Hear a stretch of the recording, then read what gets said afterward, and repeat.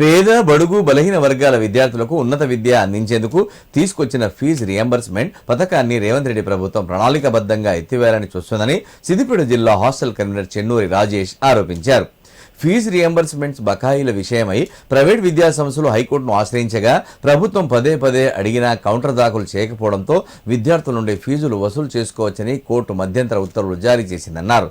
ఈ పరిస్థితికి ప్రభుత్వ నిర్లక్ష్యమే కారణమని విమర్శించారు. రాష్ట్ర ప్రభుత్వం ఫీజు రియంబర్స్మెంట్ బకాయిలను తక్షణమే విడుదల చేయాలని డిమాండ్ చేస్తూ అఖిల భారతీయ విద్యార్థి పరిషత్ హుస్నాబాద్ శాఖ ఆధ్వర్యంలో సిద్దిపేట పట్టణంలోని స్థానిక డాక్టర్ బిఆర్ అంబేద్కర్ విగ్రహానికి వినతి పత్రం సమర్పించి నిరసన కార్యక్రమం నిర్వహించారు.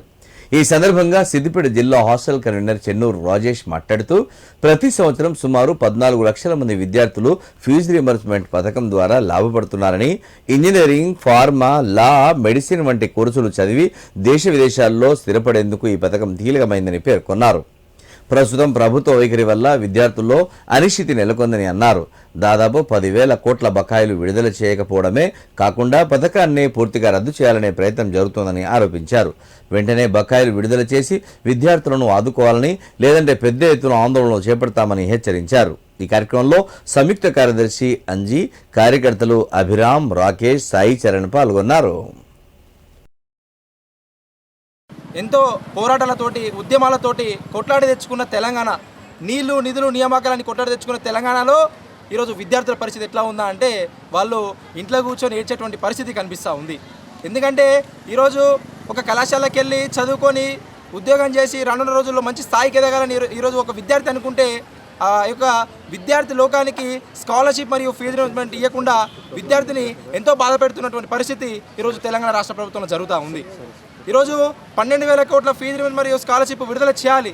ఈరోజు తెలంగాణ రాష్ట్రంలో ఎంతోమంది విద్యార్థులు ఈ యొక్క రియంబర్స్మెంట్ని ఒక ఆసరాగా తీసుకొని కళాశాలకు వెళ్ళి చదువుకుందామని కళాశాలకు వస్తే ఈరోజు ప్రభుత్వ కళాశాలలు కూడా ప్రైవేట్ కళాశాలలకు మించి, వాటికన్నా మించి ఓయూ ఫీజు అని చెప్పేసి, స్పెషల్ ఫీజు అని చెప్పేసి, ట్యూషన్ ఫీజు అని చెప్పేసి ఈరోజు విద్యార్థుల దగ్గర బలవంతంగా వసూలు చేసుకొని విద్యార్థులను ఒక భయాందోళనకి గురి చేస్తూ ఉంది.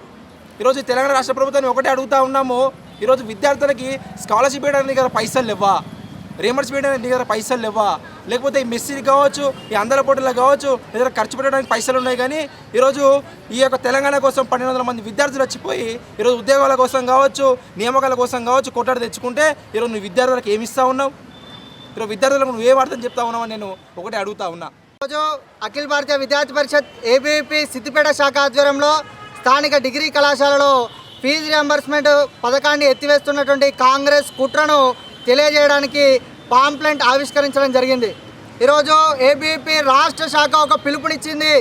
ఈ రోజు నుంచి వెళ్ళి ఈ యొక్క రియంబర్స్మెంట్ పైన జరుగుతున్నటువంటి హైకోర్టులో జరుగుతున్న కేసు తుది తీర్పైనటువంటి 30వ తారీఖు తేదీ వరకు రాష్ట్రం అంతా కూడా విద్యార్థి లోకాన్ని మేలుకొలిపి జరుగుతున్నటువంటి అన్యాయాన్ని తెలియజేయడానికి ఈరోజు రాష్ట్రంలో ఈ యొక్క పాంప్లెంట్ విడుదల చేయడానికి గల కారణాలు మనం తెలుసుకున్నట్టయితే ఈరోజు తెలంగాణ రాష్ట్రము ఏర్పడ్డదే విద్యార్థుల యొక్క ఆత్మ బలిదానాలతోటి.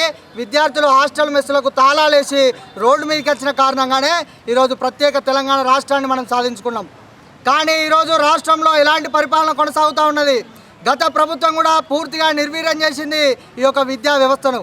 ఈ ప్రభుత్వం ఏమన్నా బాగు చేస్తుందని చెప్పేసి నమ్మి నీ 420 హామీలను నమ్మి 6 గ్యారంటీలను నమ్మి మోసపోయి నీ ప్రభుత్వాన్ని గెలిపించారు యావత్ తెలంగాణ ప్రజలు, విద్యార్థులు.